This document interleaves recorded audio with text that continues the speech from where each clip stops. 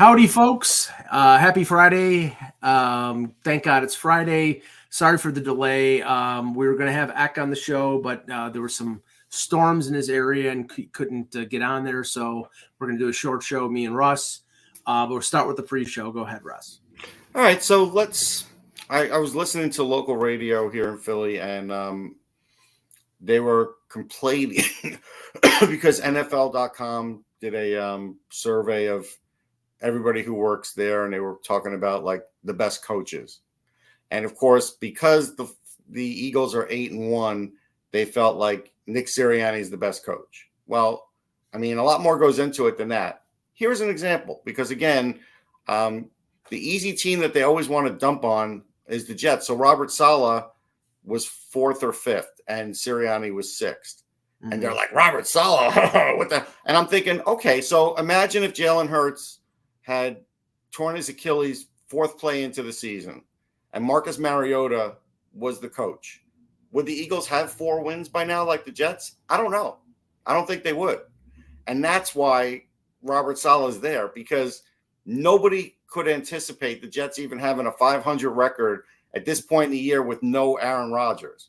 Well, again, I don't think the host was taking that into consideration, because if you take that into consideration, that's why he's there. He's not there any other reason, but that's why.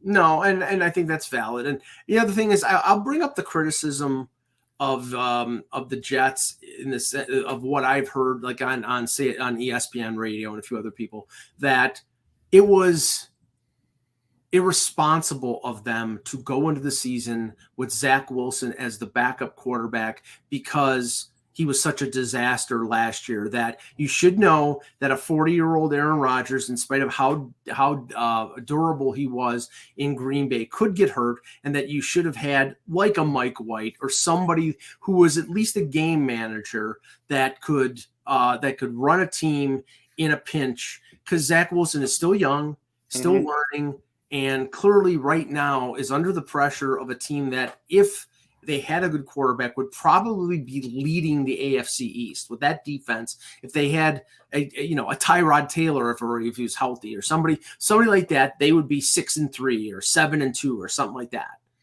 I think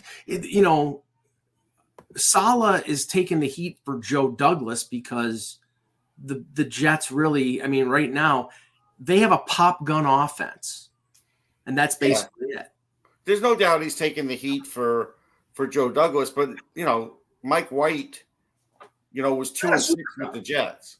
Yeah, he's not a superstar. I mean, but Zach Wilson has a better record than that, and I think part of this is everybody's expecting Zach Wilson to not make any mistakes and throw touchdowns and do all these things, and we know some of these things are not going to happen with him. So they've got it to the point where he's limiting mistakes, right?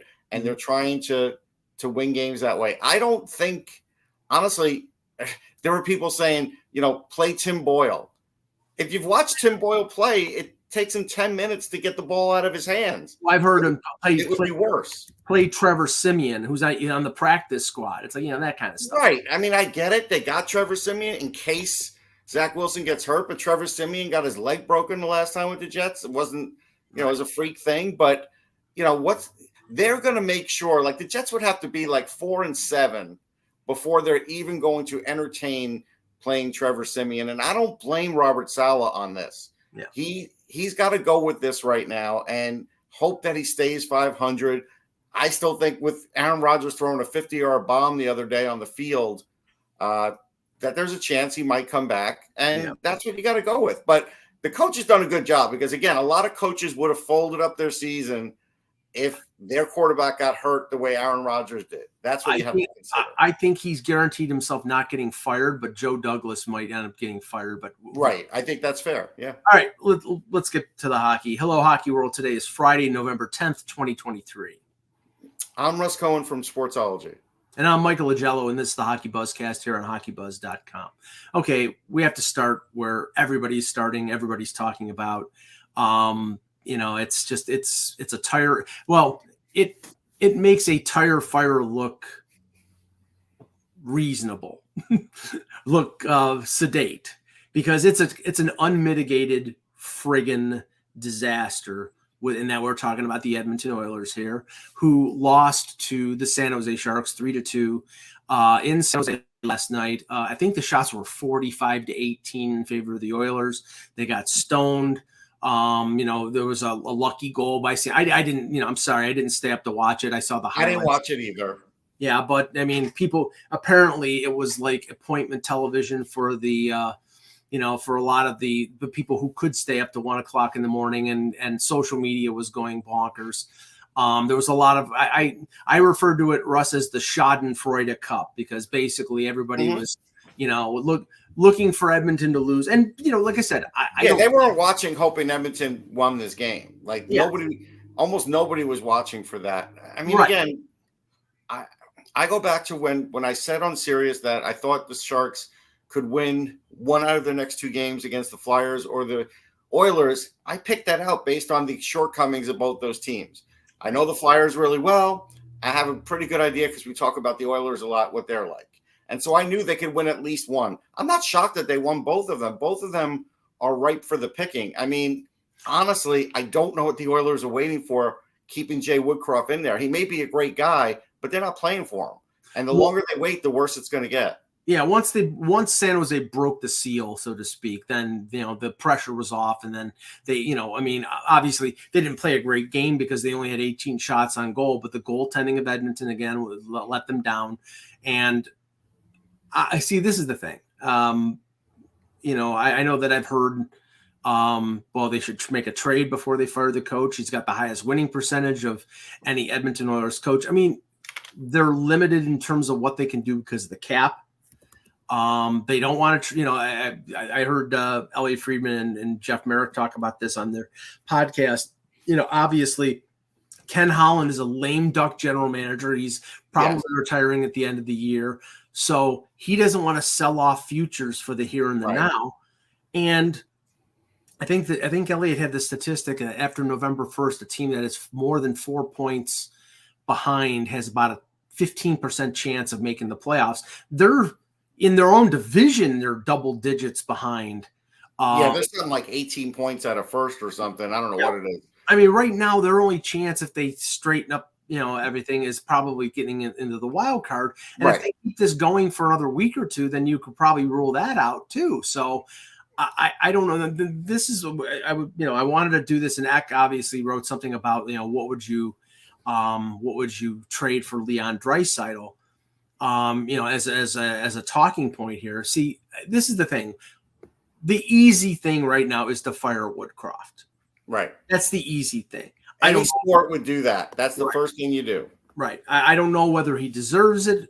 Probably doesn't. I mean, he's gotten them to the Western Conference Final, but they're playing like crap. And, people saw him walking off the ice last night and saw him sort of mouth, we don't know whether that was accurate, but somebody's basically thought that he mouthed, this might be it, meaning that it might be his last game. And Dave Manson said, yup. And so, I mean, it could be the last game. And, there have been rumors about, Bruce Boudreau talking to Ken Holland, being in Edmonton. We don't know if those were for sure or not. I don't know whether firing Woodcroft is the right thing, but I think you'd agree, Russ, it's probably the thing that they're going to do. Well, it's the first thing you do. I mean, that's the first thing you do because it's the easiest thing to achieve. Everybody says, go get a goalie. Well, yeah, good luck. Right now, getting a goalie from a team means they don't think they're going to be in it, or they're like, yeah, we don't need this goalie because we know our goalie is going to be healthy all year, which nobody knows that. So it's hard to make that happen. It's not easy to get a goalie at this time of the year. And of course, guys in Boston are writing like, well, we have 2 goalies here. You could have our Vezina winning goalie, Linus Ullmark. How do you know the team wants to do that? I see the writers writing that. I don't think the team wants to do that. I think the team, if they want to win the Stanley Cup, are going to stick with both those goalies in case one fails. I think that's what they're going to do. Why would they trade one? Well, right, but they're writing that like Ullmark and something for Draisaitl, and I know it's not happening. It's a pipe dream. First of all, I do not believe there is a scenario where this team trades Draisaitl or McDavid this year.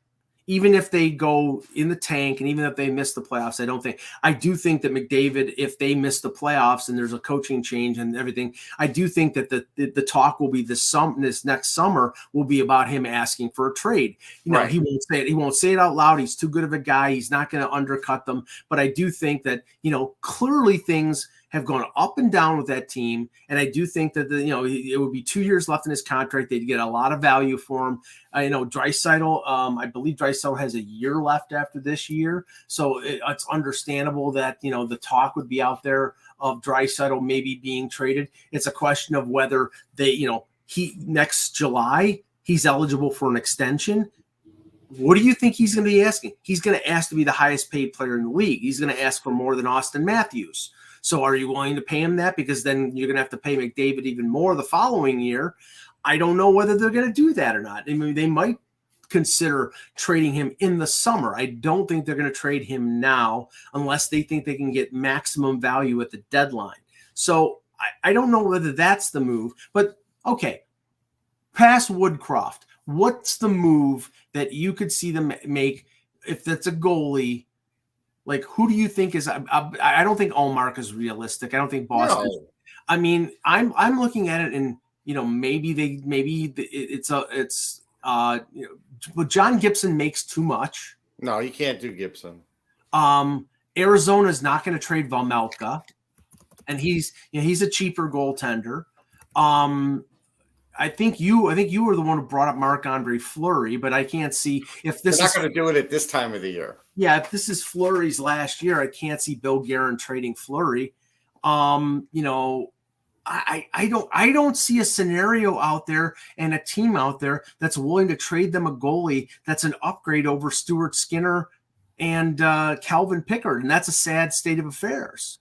Right. So, like as an example, you couldn't get Alex Lyon now in a trade. You couldn't. He's proved his worth. You couldn't get Louis Domingue in a trade, who just won for the Rangers because Shesterkin and Quick are out. Like, that's the problem with trying to get a goalie is you've got to pretty much get somebody's fourth goalie unless you're going to offer up a generational player, and they're not going to do that. Okay, Martin Jones is not better than Jack Campbell. No. He's cheaper. Right. But that's not an upgrade. But that's not up.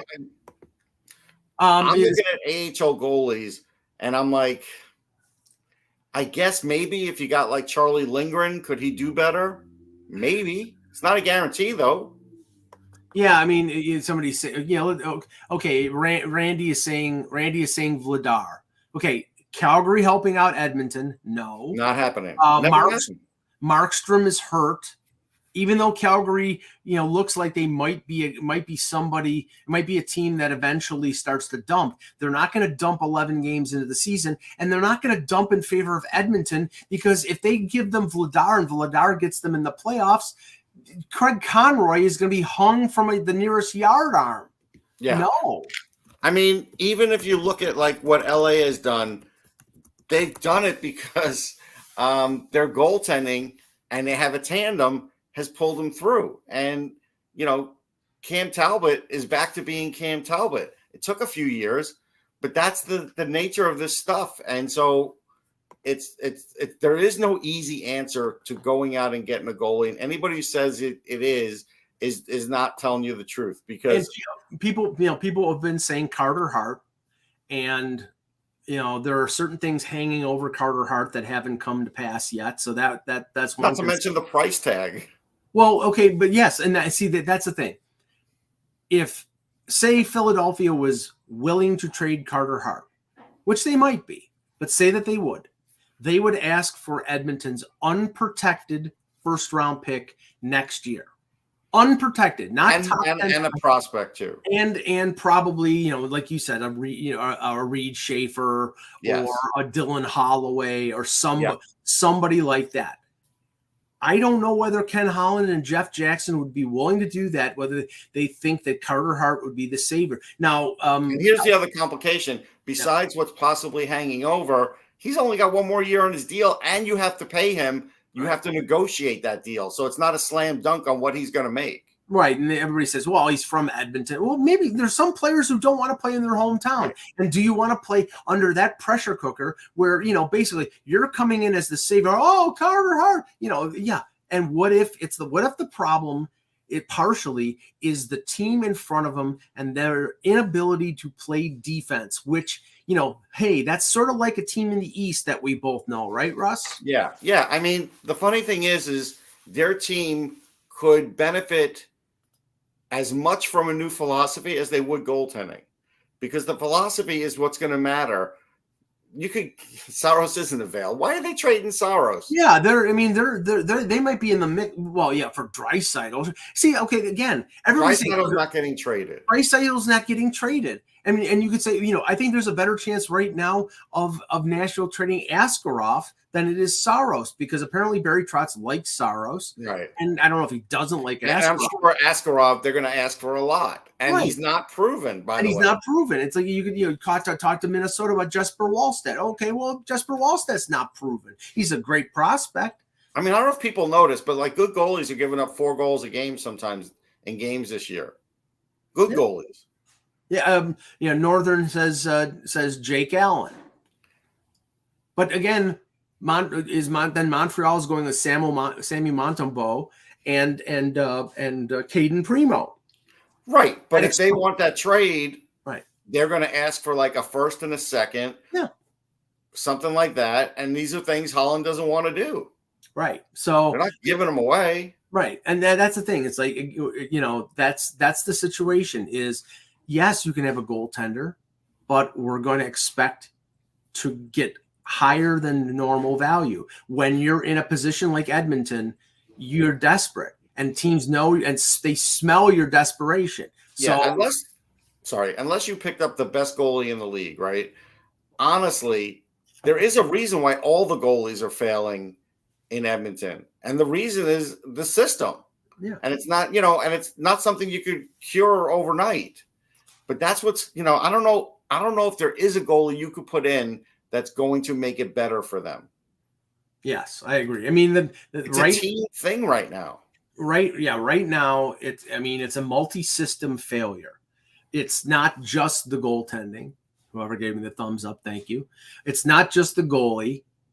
It's not just the goalie and the defense. It's everything. And, it's the way that they've allocated money. Again, they're spending 12.5 on McDavid to 8.5 on Draisaitl, which might be the biggest bargain in the league. That's the biggest bargain in hockey. Yeah, nine and a quarter on Darnell Nurse. I mean, I think Darnell Nurse is a good defenseman, but he's making more than Cale Makar. Yeah.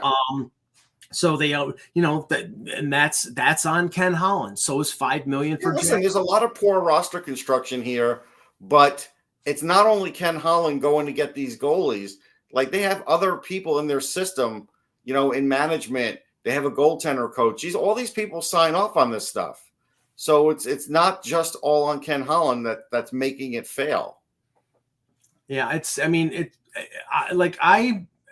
thing is, I don't know whether this solves the problem. And apparently McDavid and Ekholm are both in playing hurt. McDavid, apparently it looks like he's playing hurt because he's not producing like he normally does. Sure. That's not going to get cured with a coaching change. That's the problem. Here's what I'll also say. Johnny's like, hey, Russ, when the Rangers goalies get healthy, would they trade for Domingue? Would the Rangers trade Domingue? And it's like, no, because Domingue's not an upgrade. Well, it's not even that. Jonathan Quick is old. They're going to hold on to Louis Domingue just in case. But Domingue is not that's the thing. Domingue is not an upgrade. Alex Lyon is not an upgrade. Who's the Stolars in Florida is not an upgrade. They need a number one. And unless they think Skinner is the number one and he just needs a 1B that supports them, they're not getting the type of goaltending that's going to help them. They might even be better off trading for defense. But the problem, right. This will shift this argument to the team in blue and white in a minute. When your defense, I like Darnell Nurse. Darnell Nurse is a really fine defenseman. He's not a number one. I think he's a good number two, but he's being paid like a number one at $9.25 million. I love Matthias Ekholm. He's the type of defenseman that a lot of teams like Toronto need. A stay-at-home defenseman, really good defensively. Well, we all felt like he might be overrated a bit. Right, but I like the way he He's played. still better than what he got, don't get me wrong. The way he played in Edmonton last year, I thought, that sort of proved that. And, he was always sort of playing protected behind Yossi in Nashville. But I do think he's an excellent defensive defenseman. He's never going to score a ton, but he's playing injured. He's 33 years old. He's a good number 3. They got him as a number 2. Evan Bouchard is $3.9 million. He's a good young defenseman. I don't know what kind of year he's having right now, but I think he's, they signed him to but the bottom half of their defense, folks, is Cody Ceci, Brett Kulak, and Vincent Desharnais. Yeah, it's like whatever pennies they had left. Yeah, Desharnais is young, but I know Cody Ceci. He sucks. He's a terrible defenseman. Desharnais is at least physical, so there's something there. But look, I remember the difference that Chris Pronger made as an example when the Flyers got him, right? If you're able to get a difference maker like that on defense, he made Matt Carle a good defenseman. Yeah, like sure, I might trade Draisaitl if I'm gonna get, I don't know, name me a rock solid defenseman. I don't know, maybe if Ekblad's healthy, would I do a trade Draisaitl for Ekblad? I might, but Ekblad's not healthy. But I'm saying for that type of talent, I might, because that helps my goaltending, that helps my defense. It helps more than one thing. And that's where I believe what Mike is saying is true. But the problem is, who the hell's trading you a top 3 defenseman? Nobody. Right. I mean, would you? I mean, if you're Colorado, Smith's available. Would Colorado trade Bowen Byram? No, because I mean that's a type of defense. Now he's not solid defensive, but he's young. He's inexpensive right now. He's on his second contract. Yeah, that's the type. Would they Keandre Miller from the Rangers? Sure, but right now he's their number 1 defenseman with Adam Fox out, and he's playing great. They're not going to give up these guys. That's the problem. So no, that's part of the problem. The other problem is, so if we go back and we revisit the 2019 draft, myself and a lot of other draft pundits did not like the Philip Broberg pick. Why? Because he doesn't play defense. He's an offenseman. It was a converted forward. It was a converted forward, wasn't he? Yeah, he's a converted forward, but worse than that. So they picked him 8th overall. If you start looking down the list, you're going to see a lot better defensemen. Thomas Harley, even Soderstrom is better. I mean, Soderstrom maybe is failing in Arizona because it's Arizona, but there were defensemen that went that were good. Tobias Bjornfot would be a welcomed addition. There's guys there, but that's the problem is they've made some bad draft choices too. And that's why their defense isn't up to par. You can't buy everything in this league. No, and now they're in a situation now where if this continues for a couple weeks, and I know that Elliot and Jeff were talking about American Thanksgiving being the time when teams sort of take stock and look. I mean, that may be too long if they continue down this road and lose. They have to start winning like now. They can't win every game. Yeah, they have to start putting 3 out of 4, 4 out of 6. 5-3-1 their last 10. They have to start getting loser points. They have to start doing that. Otherwise, they've got a problem. I thought somebody in the chat said Seth Jones. Again, Seth Jones is making 8 something. Yeah, they can't afford that. How can they afford them? That's the other thing. Yeah, if this was the non-cap era. You know how much cap space the Edmonton Oilers have right now? According to Cap Friendly, they have $25,000. That's like $1.50. I'll take that 25. It's like $1.50 in your pocket. I won't be able to help you, but I'll take it. But no. All right. So we're only going to go another 10 minutes or so here. So I want to talk about the disaster that is the Toronto Maple Leafs right now. So we're going from a Western Canadian disaster to an Eastern Canadian disaster. Right now, I mean, the Leafs have been able to win games in overtime based on their offense. But I hate to pat myself on the back, but their defense blows. And and this is the problem. I mean, okay. Do you really hate patting yourself on the back? No, you don't. No, I don't. No, I mean, my shoulder hurts when I do it, but I'll do it. There you go. But this is the issue. Okay, if their 6 defensemen were healthy, then they were basically an average defense. You could get through the year, but then you lose Connor Timmins. I know, Russ. You lose Connor Timmins in the preseason, who was playing great, who was having the best camp of any defenseman. He was playing fantastic. He gets hurt on a check against, I think it was Ottawa. Timothy Liljegren gets cheap shotted, can opener by Brad Marchand. Thank you very much. And Jake McCabe, who has a history of injuries, he got hurt early this season. He's coming back tonight. But on top of so when you're playing 8, 9, and your 10th defenseman, when you're playing William Lagesson and Simon Benoit and Maxime Lajoie, that's going to be a problem. That's not the problem. The problem is the guys who were supposed to be your bottom pairing, Mark Giordano and John Klingberg, are playing 20 plus minutes.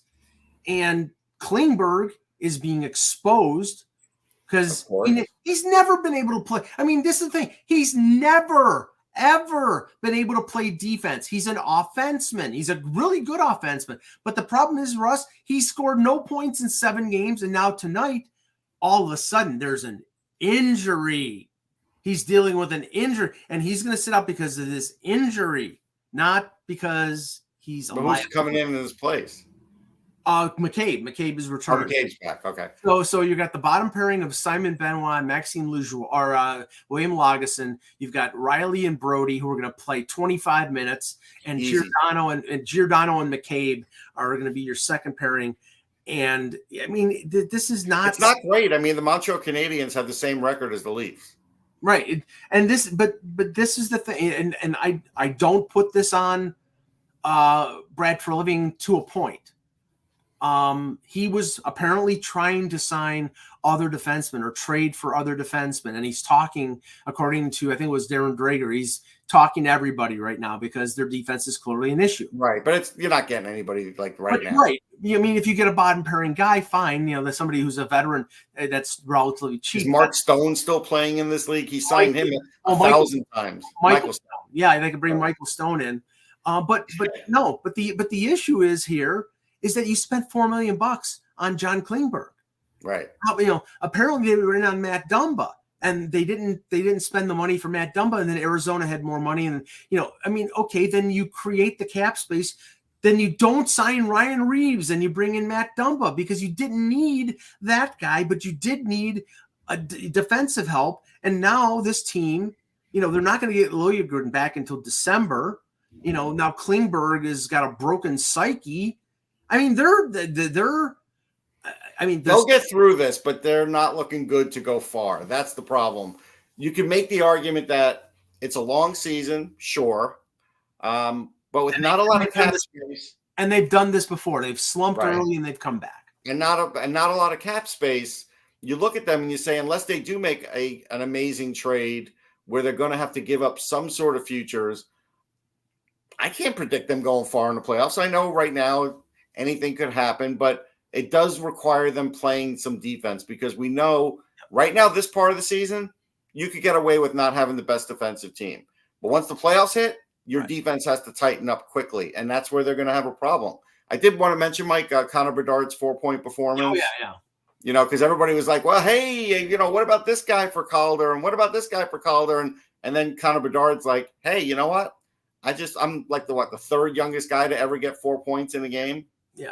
And he's at a point per game pace, which means he would get 80, which I don't know if he's going to maintain this. But I don't know if he'll maintain that, but he's capable. Now, the funny thing was I watched a little bit of that game, and the one thing you got to be concerned with, he had 4 points and he was flying around, and then Eric Cernak just slammed him to the ice. So, those veteran guys like Perry and he's pretty built though. He put on that wacky necklace after the game, and the guy is built like for a smaller guy. He's put together, so luckily, I think he can survive that. But Cernak is 6'5", and I know he's built like he's a physical guy. So, Ryan Rashad just tweeted, "My sense is that there will not be any movement on the coaching front today with the Oilers. Right, not today. Not today, but that doesn't mean tomorrow. I don't know when their next game is, but yeah. So now it's a day-to-day death watch. That's and that's bad. I mean, that's really that is bad. But that whole market's living with that. Another thing I wanted to mention is Alexis Lafreniere had 3 points, so now he's really picked up. Him and Panarin have really clicked together, and so for all those haters or people that were still, and I said it since the beginning of the year that I still believed in the kid, he looks really good. And that's good. You know, that is good for the Rangers right now. They're one of the best teams in the league. And that's the funny thing, Mike. They're one of the best teams in the league, and Louis Domingue is winning games for them. Why is Louis Domingue winning games? Because the rest of their team is playing well. Like you said, Miller's playing well. Everybody's playing well in somebody's absence, and it's working. So Miller stepped up. Trouba is a physical force. Schneider's playing good. I saw Zach Jones. He looks really good. Now, I thought it was Cully, but they're pronouncing it Cooley. It's Cooley. It's Cooley. Okay. I've been really impressed by him. He's done really well. Yeah. So, I mean, they're getting performances 1 through 12 at forward. The big guys are scoring. The defense has stepped up in the absence of Fox. They're missing Heedle, but they don't seem to miss him. Blake Wheeler scored his first goal. I mean, I mentioned this to you before, and we'll end on this. Then one of my criticisms and complaints of the Leafs is the fact that this is the situation that continues to happen year after year. Now, part of that is management not addressing the issue of their defense. The other part is the culture of that team. And I'm not saying, not being good guys.